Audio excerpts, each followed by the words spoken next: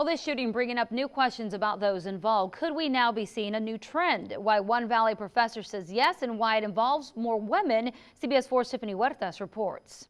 2015 has been a steady reminder that mass shootings are happening more often. From the Umpqua Community College shooting in October to the Planned Parenthood shooting in Colorado Springs last month. In most of the mass shootings we've seen in the United States in the last year, not terror related. One of the big issues was mental health. That seemed to be a big factor.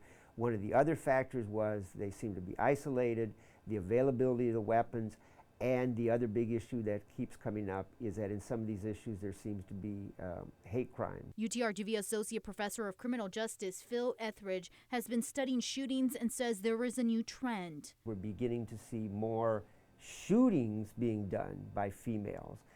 Part of this is gangs. The other theories come up in sociology and psychology now that there's anger. He says competition is also playing a big part. What we're beginning to see is that in some of these cases there's actually competition on between males and females on the type of violence and the amount of violence. Etheridge says it's unusual for women to be involved in mass violence, but there have been more women being involved recently.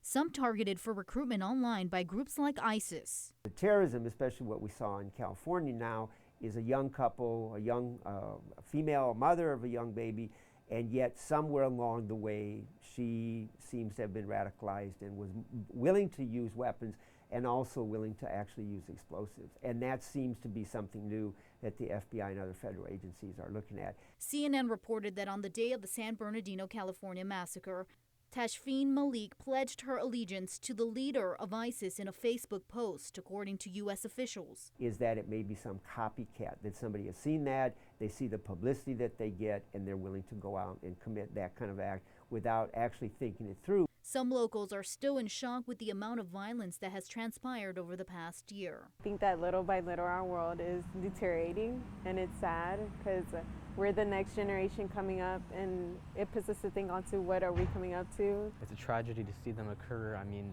it's sort of becoming the new norm nowadays. I mean, we don't want to see that. In Edinburgh, Tiffany Huertas, CBS 4 News and ValleyCentral.com. The availability of guns, also a big topic Etheridge is now studying.